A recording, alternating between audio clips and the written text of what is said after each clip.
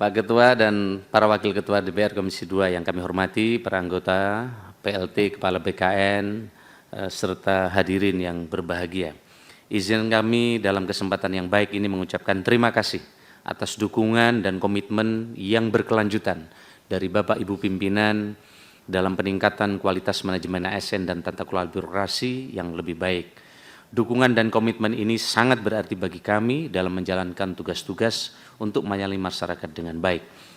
Bapak sekalian kami hormati, pada kesempatan ini, di berbagai kesempatan kami sering menyampaikan bagaimana reformasi birokrasi berdampak yang merupakan arahan dari Bapak Presiden yang terus kami tayangkan.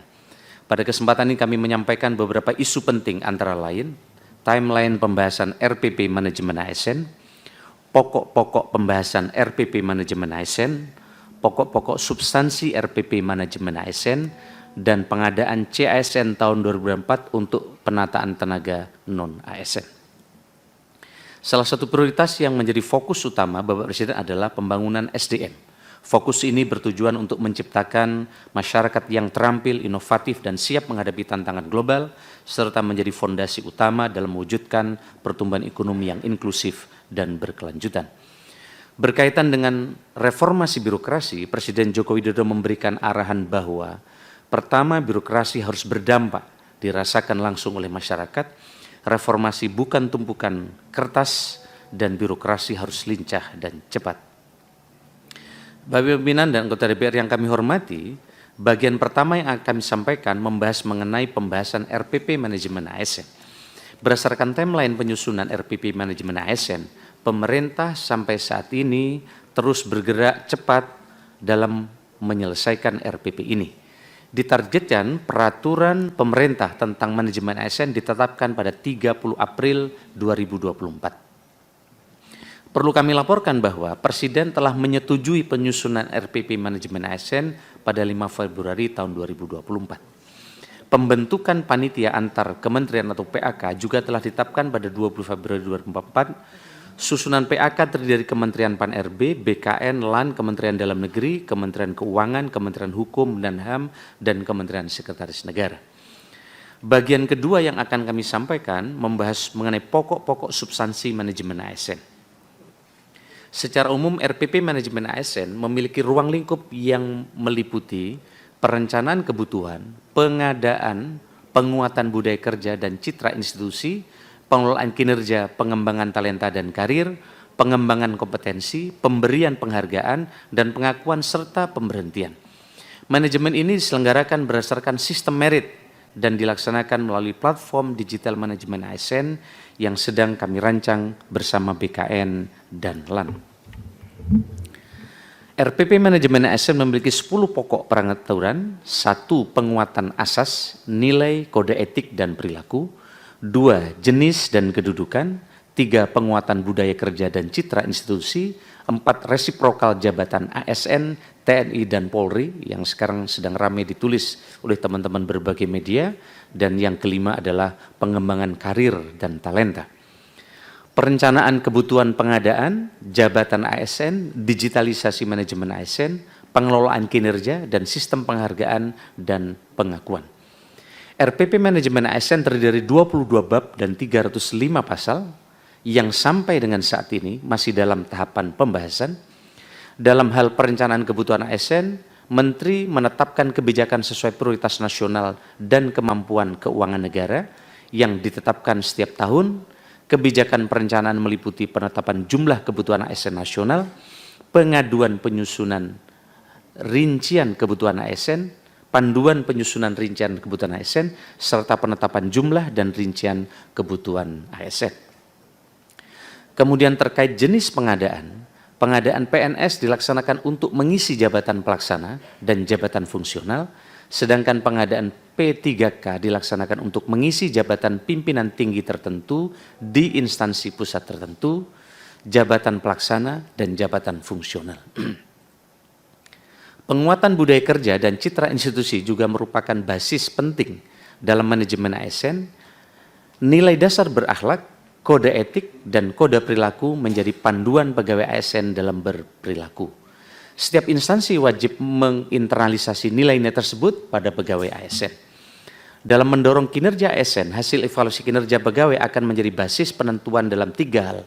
Pertama adalah pemberian insentif atau bonus, kedua adalah penyesuaian gaji pegawai, dan yang ketiga adalah pengembangan karir dan pemberhentian. Untuk mencapai tujuan pembangunan nasional, tentu pemerintah memerlukan talenta-talenta terbaik, dan melalui RPP Manajemen ASN, pemerintah mewadahi talenta-talenta terbaik untuk menempati posisi dan karir sesuai dengan latar belakang mereka masing-masing. Mobilitas talenta dapat dilakukan dalam satu instansi, antar instansi, dan keluar instansi pemerintah, dan diatur waktunya, sehingga tidak ada talenta yang menduduki posisi yang sama selama bertahun-tahun. Aspek terpenting dalam melaksanakan mobilitas talenta adalah kualifikasi, kompetensi, kinerja, kebutuhan instansi. Kita juga memberikan ruang percepatan karir bagi talenta muda yang berprestasi dan berkinerja tinggi. Tidak hanya talenta muda ASN yang mengabdi di daerah 3T juga akan mendapatkan percepatan karir. Terkait dengan pegawai ASN berhak memperoleh penghargaan dan pengakuan berupa materi atau non-material, termasuk pengembangan kompetensi. Pengembangan kompetensi dapat dilakukan melalui pembelajaran formal melalui pendidikan, pembelajaran berbasis lingkungan sosial, dan berbasis pengalaman. Kedepan pembelajaran bagi ASN difokuskan pada pembelajaran berbasis pengalaman dibanding pembelajaran klasikal, antara lain melalui job training guna memperluas wawasan dan kompetensi dalam pelaksanaan tugas pemerintahan pembangunan. Pengaturan ini terus kami koordinasikan bersama dengan teman-teman LAN, sehingga ASN diberikan kesempatan yang lebih luas untuk melakukan job training sesuai dengan kompetensinya. Penghargaan dan pengakuan ASN mulai dari penghasilan, tunjangan, jaminan sosial, lingkungan kerja, dan bantuan hukum dapat meningkatkan motivasi kinerja ASN dan lingkungan yang lebih kompetitif. Secara khusus, bagi ASN yang bekerja dan mengabdi di daerah 3T akan diberikan insentif sebagai bentuk penghargaan dan apresiasi pemerintah terhadap pengabdian dan yang telah diberikan. Manajemen ASN juga mengatur sampai dengan pemberhentian ASN. Pemberhentian ASN meliputi atas permintaan sendiri dan atau pengunduran diri, tidak atas permintaan sendiri apabila melakukan penyelewengan sesuai dengan Undang-Undang Dasar, meninggal dunia, mencapai batas pensiun, perampingan organisasi, tidak berkinerja, melakukan pelanggaran disiplin tingkat berat, melakukan tindak pidana, dan menjadi anggota atau pengurus partai politik, serta pemberhentian sementara apabila diangkat menjadi pejabat negara, komisioner atau lembaga non-struktural, dan cuti di luar tanggungan negara. Undang-Undang ASN mengatur mengenai pengisian jabatan ASN, TNI, dan Polri secara resiprokal. Secara umum pengisian jabatan TNI dan Polri dapat dilakukan untuk jabatan tertentu pada instansi pusat tertentu. Sekali lagi, pengisian jabatan dan TNI dan Polri dapat dilakukan untuk jabatan tertentu pada instansi pusat tertentu. Pengisian juga harus diisi oleh talenta terbaik dari TNI Polri. Kesetaraan jabatan juga menjadi konsiderasi dalam pengisian jabatan antara ASN, TNI, dan Polri.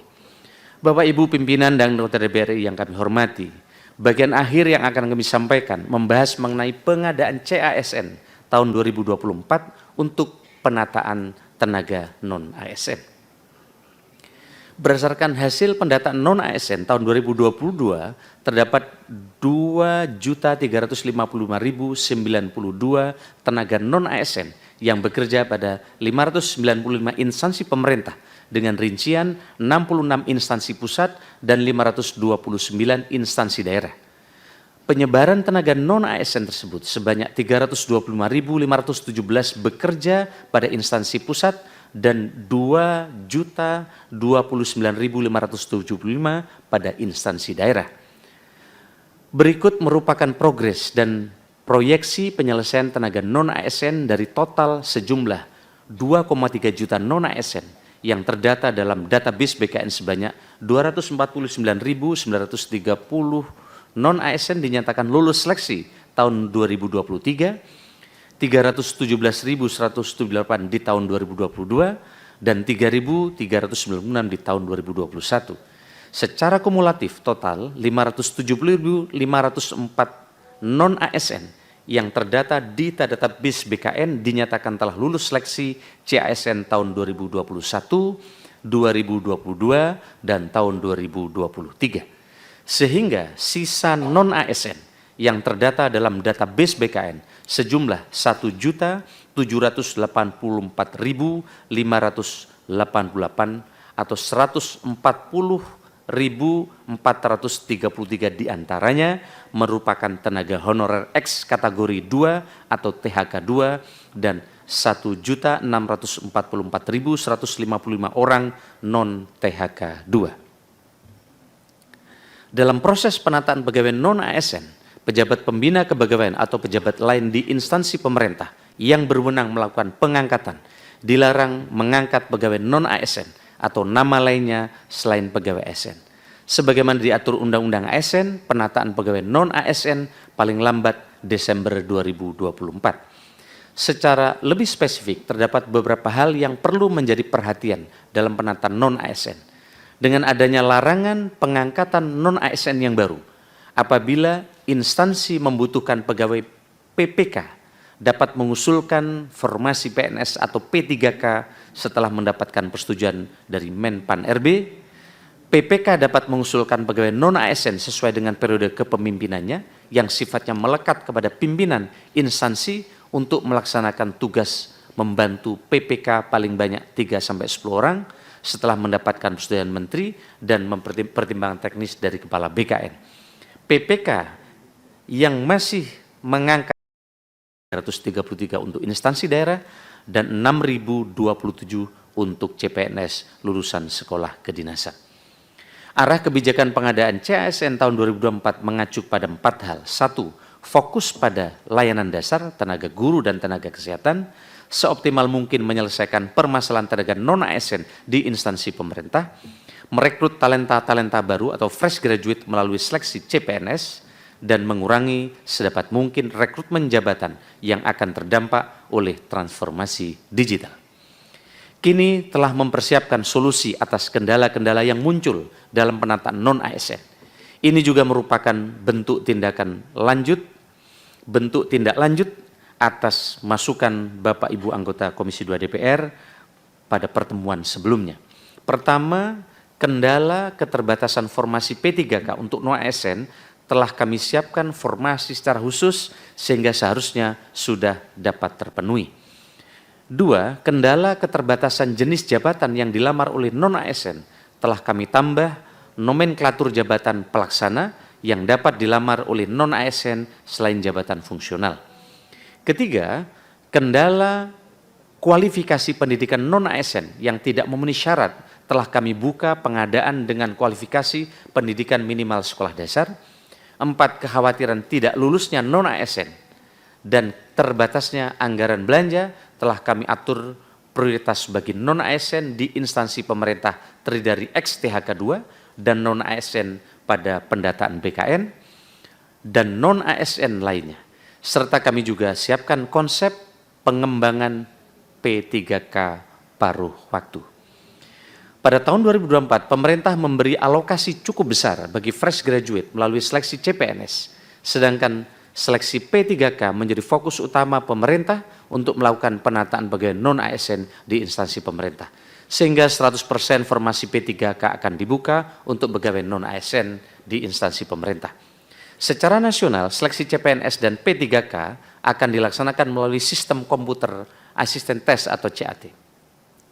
Bagi pegawai non-ASN yang lulus seleksi dan tersedia lowongan formal di instansi pemerintah dapat diangkat menjadi P3K penuh waktu sesuai dengan ketentuan perundang-undangan yang berlaku. Bagi pegawai non-ASN yang telah mengikuti seleksi CASN 2024 namun belum lulus untuk memenuhi lowongan formasi akan disiapkan mekanisme khusus dengan diangkat menjadi P3K paruh waktu. P3K paruh waktu dapat diangkat menjadi P3 penuh waktu apabila sudah melewati tahap evaluasi kinerja dan syarat administrasi. Ketentuan mengenai mekanisme seleksi dan pengangkatan akan diatur lebih lanjut dalam peraturan Menteri Pan RB. Bapak Ibu pimpinan dan anggota Komisi 2 DPR yang saya hormati, demikianlah hal-hal yang dapat kami sampaikan. Kami berharap mendapatkan masukan dan dukungan Bapak Ibu anggota Dewan untuk menyempurnakan rancangan regulasi tentang manajemen ASN serta langkah-langkah strategis untuk meningkatkan manajemen ASN yang berkualitas. Selamat menjalankan ibadah puasa kepada seluruh anggota Dewan yang menjalankannya. Semoga bulan suci Ramadan ini memberi keberkahan dan semakin mempererat silaturahmi kita semua.